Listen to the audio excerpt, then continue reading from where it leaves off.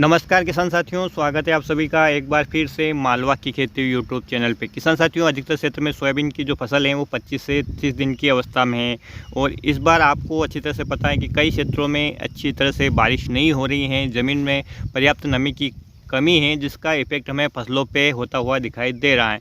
कई क्षेत्रों में हमें सोयाबीन की फसल में पीलापन दिख रहा है। कुछ किसान भाई कन्फ्यूज़न की स्थिति में है, क्या सोयाबीन की फसल में पीला मोजेक रोग लग गया है या किसी पोषक तत्व की कमी के कारण है, या हमने हर्बिसाइड का प्रयोग किया उसके कारण हमारी फसल पीली पड़ गई है, या कुछ भी समझ में नहीं आ रहा है कि ये फसल में पीलापन किस कारण से है। क्योंकि हम हर वर्ष हर्बिसाइड का प्रयोग भी करते हैं और सभी प्रकार का खाद वाद हमने दिया है, लेकिन इस वर्ष ऐसा पीलापन क्यों दिखाई दे रहा है।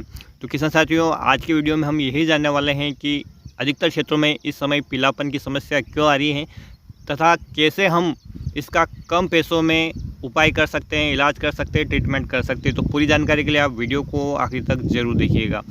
किसान साथियों, आपको अच्छी तरह से पता है कि जो भी हम खाद या वगैरह देते हैं, फर्टिलाइज़र देते हैं, तो उनका उपयोग हमारी फसल अपने जीवन को पूरा करने के लिए करती हैं और ये पोषक तत्व तो हमारे खेतों में उपलब्ध रहते हैं हमारे द्वारा डालने पर।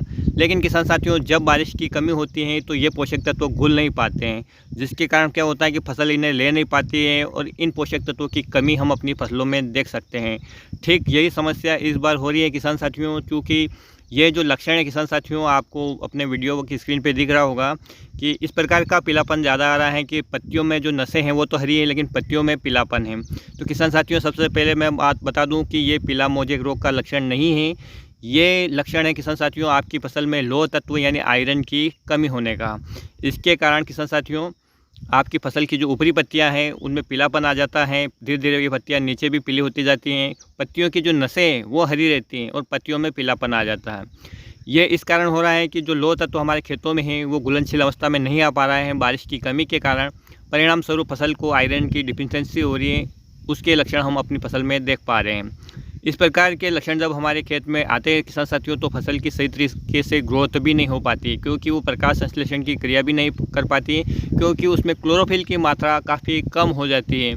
साथ में नमी की कमी है, क्लोरोफिल की कमी है, जिसके कारण पर्याप्त मात्रा में जो हमारी फसल है भोजन नहीं बना पाती है और बिना भोजन के फसल ग्रोथ कैसे कर पाएगी।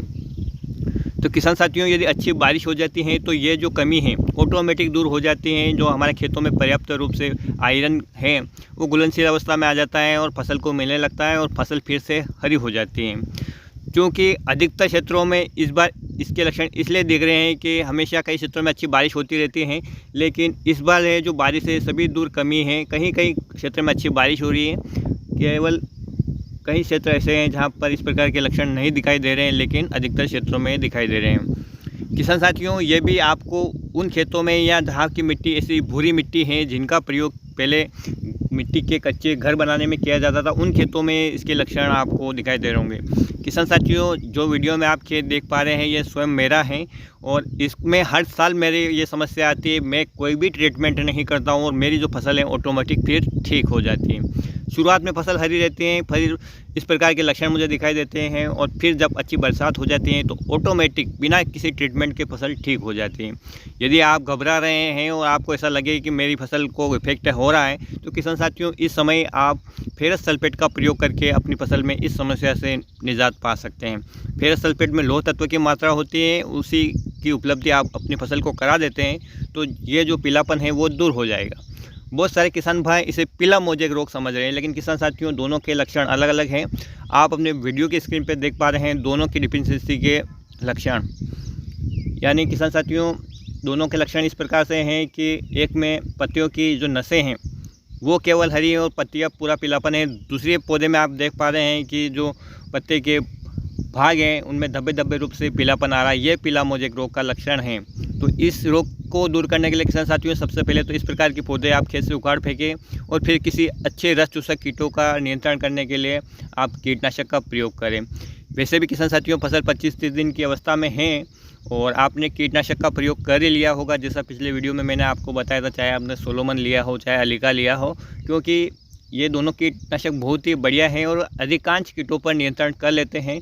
तो वाइट फ्लाई को भी ये आसानी से नियंत्रित कर लेते हैं। वाइट फ्लाई जो किसान साथियों सफ़ेद मक्खी जिसे हम कहते हैं, ये जो पीला मोजेक रोग है इसका वाहक है, या एक पौधे से दूसरे पौधे में ये फैला देती है। एक पौधे का रस चूस के जब दूसरे पौधे का रस चूसने हो जाते हैं तो उसमें इंजेक्ट ये वायरस हो जाता है, परिणाम स्वरूप वो पौधा भी रोगग्रस्त हो जाता है।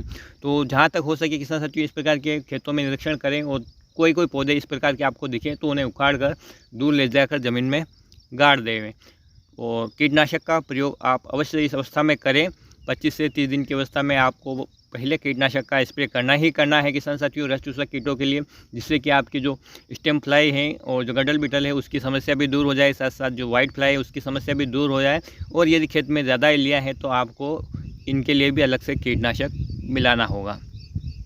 किसान साथियों यदि यह समस्या केवल सोयाबीन में होती कि पीलापन आ रहा है इस प्रकार का, तो ये देखिए आप इस वीडियो में देख पा रहे हैं, या इसी खेत में लगे हुए मूंगफली के पौधे हैं उनमें भी इसी प्रकार के लक्षण दिख रहे हैं। क्योंकि आप अच्छी तरह से जानते हैं मूंगफली पे तो पीला मोजेक रोग आता नहीं है, तो फिर इसमें ऐसे लक्षण क्यों हैं?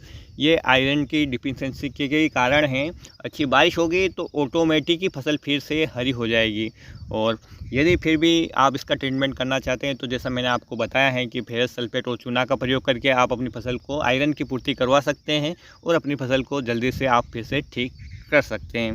तो घबराए नहीं, ये कोई पीलापन ज़्यादा खतरनाक समस्या नहीं है। बस अपनी फसल को कीटों और रोगों से आप बचाए रखें, यही बहुत ही बढ़िया बात है। ज़्यादा टॉनिक का, ज़्यादा फर्टिलाइज़र का प्रयोग न करें किसान साथियों। वैसे भी बाज़ार भाव ज़्यादा नहीं है, जितनी ज़रूरत है उतनी ही लागत लगाएं।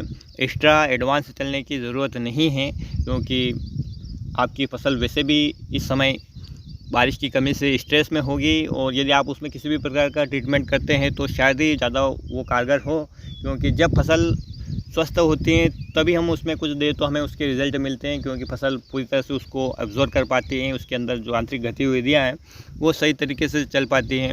यदि बारिश पर्याप्त रूप से होती रहे तो वैसे भी ये जो समस्या है छोटी मोटी बहुत ज़्यादा दूर हो जाती हैं। लेकिन जब बारिश की कमी से हमारे पौधे तनावग्रस्त होते हैं तब इस प्रकार की समस्याएँ हमें विभिन्न प्रकार की दिखाई देती हैं। और जब बारिश अच्छी हो जाएगी तो ये समस्याएं ऑटोमेटिक ही गुल हो जाएगी। लेकिन फिर भी यदि आपको लगे कि मुझे कुछ प्रयोग करना ही करना है तो आप जो मैंने उपाय बताए हैं वो कर सकते हैं। तो किसान साथियों आज की वीडियो में इतनी जानकारी थी, उम्मीद करूंगा कि आपको पसंद आएगी। पसंद आए तो प्लीज़ वीडियो को लाइक और चैनल को सब्सक्राइब जरूर करें। फिर मिलते हैं एक नए वीडियो में एक नई जानकारी के साथ। तब तक के लिए किसान साथियों ख्याल रखिएगा आप अपना, अपने परिवार का, अपने पशुधन का। वीडियो देखने के लिए आपका बहुत बहुत धन्यवाद। जय हिंद, जय जवान, जय किसान।